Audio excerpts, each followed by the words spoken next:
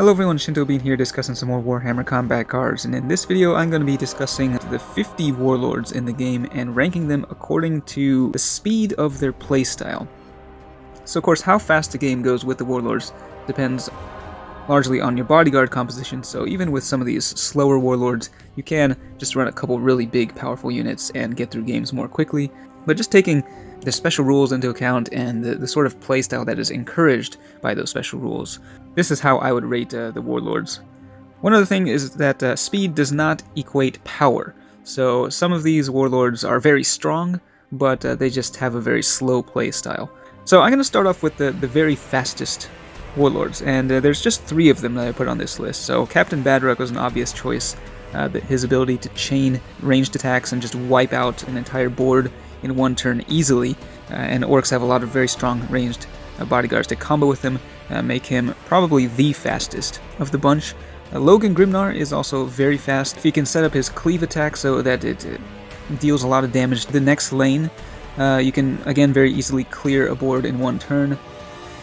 And Skulltaker also has the ability to kill multiple cards with one bodyguard if you make use of like Furious Charge or Death Blow, so he can get through games a lot more quickly. Although he is a little bit on the weaker side, I think, when compared to these other 2. Moving on to Fast Warlord. So most of these guys are just able to deal a lot of extra damage or buff the attack stats of the cards very quickly. So just going through very briefly, so like the Avatar of Cain. This one, you do lose a little bit of momentum when your cards die, because you lose those attack bonuses, but the plus 15 melee can stack pretty quickly, and if you combo it with the Death Blow units especially, it can deal a lot of damage real fast. Zephyr Blade. Eldari have a lot of really powerful ranged units. The constant buffs from that, which you can multiply with like ranged scout and outflank, which Eldari also have an abundance of, just means a lot of damage every turn. Tomron, of course, a lot of the powerful ranged Space Marine bodyguards have high initiative, so you can often take the first turn and just unleash a ridiculous amount of firepower from turn 1. Watch Captain Artemis can be a little bit hit or miss since you're just relying on luck as to where the damage goes, but it is extra damage every time you deploy a unit, so that can sometimes end the game a little bit faster. Greyfax, of course, can buff her bodyguards to a ridiculous degree, so generally the games will go pretty fast with her. Helbrecht also can get very powerful very quickly if you just have a couple strong melee bodyguards that are just able to continuously destroy enemies. If you fail to destroy them with a melee attack, though, you will not get the buff, so just have to watch out for that. Illic Night Spear can also be quite fast because, well, especially after they buffed his special rule, so now triggers after I think you just deal 60% of their health. You can just zap away enemies. But if you fail to do that, though, if you fail to deal enough damage in a single turn, though, he can be quite slow. So I prefer Zephyr Blade to him, I think, in most situations. Shazo Relay is very strong, especially on the first 2 turns. You'll just be dealing a lot of damage, and if you run some of those high initiative Tau flyers with like Barrage, you can very easily clear enemy bodyguards very quickly. Zagstruck also has a very aggressive playstyle. You can get some extra attacks in. The one thing about him, and also with the Jackal Alphas next to him, is that both of those, although they do a lot of extra damage, the animations do take a little while to get through. So that is one thing that kind of slows them down a little bit compared to some of these other Warlords in this category. Moving on to the medium speed Warlords. So these are mostly Warlords that have some way of buffing their attack or dealing extra damage, but it's not enough to really make the games go that much more quickly. So, for example, we got like Yarrick, who encourages you to use those like small, weak fodder units to power up the stronger units. I mean, he is able to deal a lot more damage very quickly if you get your cards to die, but, you know, requiring your cards to die can slow things down just a little bit as well. Gosar, pretty similar to Zephyr Blade, but it's just plus 3 to the melee at the end of each turn, so just not quite as fast. You can't. He sort of builds up momentum a little more slowly over time, although Tyranids do have a lot of powerful melee bodyguards. Grandmaster Voldus, quite similar to Tomeron, but in general I think Space Marine Psychers are a bit weaker compared to ranged or melee options, so Voldus just overall, unless you have cards at a really, really high level, is not quite as fast. They also tend to be pretty low initiative, so you won't be taking the first turn as often. Captain Acheron doesn't buff your attack stats, of course, but The reason I put him on here is because sometimes the AI will attack into you thinking it can kill you when they just get saved by the Iron Halo, attack back, and kill the enemy instead. So that can sometimes speed up the game a little bit. The Fly Rent, 15 damage at the end of each turn. That is random, very hit or miss, so more often than not, it's not really going to speed things up for you. Boss Snickrot can be quite fast if you're able to set up those double damage attacks into other lanes, but it can be a little bit tricky. So what I found with him is often I'm just not able to deploy the cards in the right order or the right position to make the best use of it. So again, kind of hit or miss. Same with Anva. He can get some really insane attack buffs against melee or ranged builds, but you do lose that momentum when your bodyguards die, and also his special rule does nothing against Psychers. Nemzor Zandrek, if you run just a couple really powerful units with him, you can get through games pretty quickly, but he buffs ranged or melee at random, so it's not always really helping, giving you the buff you need at the time that you need it.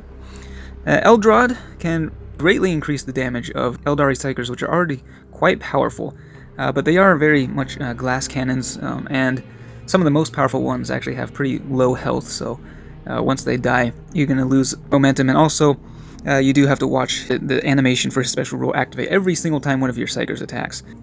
Othakar, Warlord I haven't used very much, plus 15 to the stats, seems like it could be pretty good, but you do have to watch the animation turn on and off repeatedly, and half the time it doesn't really have that huge of an effect.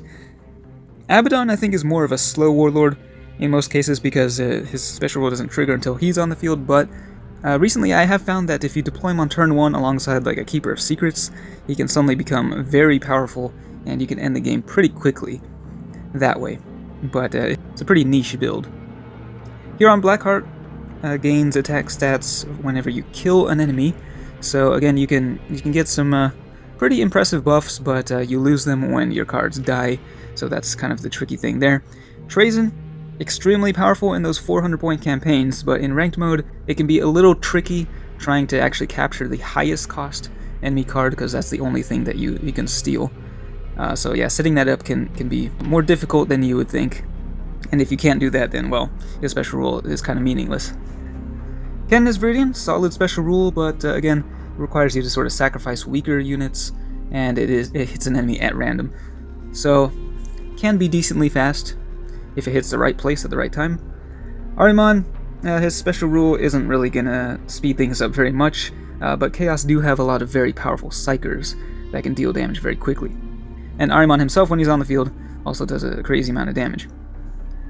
Alright, moving on to the slow Warlords. So these are all Warlords that either don't buff the attack stats at all, a lot of them have defensive special rules, or they have rule that encourages a sort of slow play style. So I will go through these one by one. It's going to take a little while, so bear with me. So starting at the top left, the Parasite of Mortrex. That thing can deal a lot of explosive damage very quickly, but it does require you to attack with a weaker melee attack against every single enemy bodyguard, which slows things down. Then you got Magos Dominus, just a healing ability. It's not going to speed things up for you. The Corpse Lord and Imhotep for the Necrons, both of those are very passive special rules that actually encourage you not to attack. So of course that's going to slow you down. The Tervagon, you get those infinite Termagants, but they are very weak. So I guess instead of attacking with a stronger unit, you're just using those weaker Termagants to block lanes, and so that is a sort of slow play style. The Mask, the special rule, while it can be powerful at times, it's not going to speed things up really in most cases. Darkstrider is a powerful special rule, but it requires you to sacrifice a unit and then you shift everything over, and then you just have to watch all of your units attack with a weaker attack. So while it is a powerful rule, it's a pretty slow one, I think. Commander Farsight and also Commander Shadowsun down on the bottom left.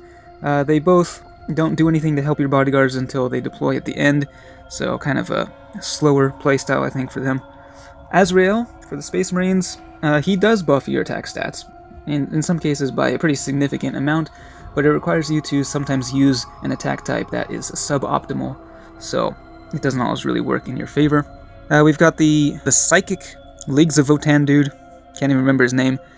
He just shuts down enemy traits, so it doesn't really speed anything up.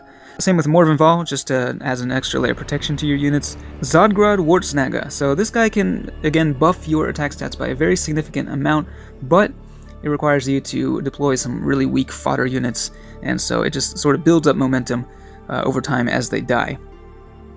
Mazrog Scragbad combos well with the big tankiest orcs, but he just heals them when they attack, so pretty aggressive playstyle, but it doesn't necessarily help you win games faster. Rakarth, again, defensive special rule that encourages you to use a lot of bodyguards and simply increases the health of all of them. Gazgul Thraka, when he's on the field he can deal a lot of damage, but again, special rule that doesn't help his bodyguards at all. The Swarmlord debuffs the enemy, so just another defensive special rule. And then finally, the other Leagues of Votann dude, he just encourages your units to die in order to increase the damage of your units, so kind of situational and just takes a long time before it becomes effective. Which leads us to the slowest of the slow. And some of these warlords are quite strong, in fact.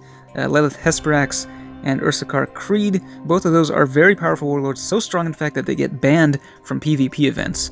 But in terms of just getting through games, it is very slow because you have to basically redeploy your units multiple times and then watch their traits trigger again, which just really slows things down. And the special rule isn't really that fast either, so I personally don't really like playing with them just because it just takes so much more time. Gloggothrox, again, I mean, if you run some really powerful bodyguards with him, you can get through games fast, but then what's the point of even using him at all? His special rule encourages you to use a lot of weak, endless fodder cards to debuff the enemy. Very slow playstyle. And then finally, for the Necrons, the Psychomancer. That's another defensive special rule, but this one actually encourages you to use bodyguards with only one attack type. That is when you will get the most use out of it, and it can greatly reduce the damage your cards takes, but then you have to watch that ridiculous animation trigger every single time, and especially if the enemy has like a psionic blast, it just takes so long to get through the animations that it's a very slow playstyle. So I'm not a big fan of any of these warlords, unfortunately. Hopefully, when they do actually decide to, speed up the game speed, whether that is by removing animations or speeding, or just simply speeding them up, it'll be a little more fun to play as some of these slower warlords, though. So that is my list. Let me know what you think. I'd like to hear which of the warlords is your favorite to play as, and your reasoning as well. Do you take the speed at which you can get through games into account when you play games, or do you just go for, which warlords are the strongest? Let me know in the comments. Thanks for watching, and I will see you next time.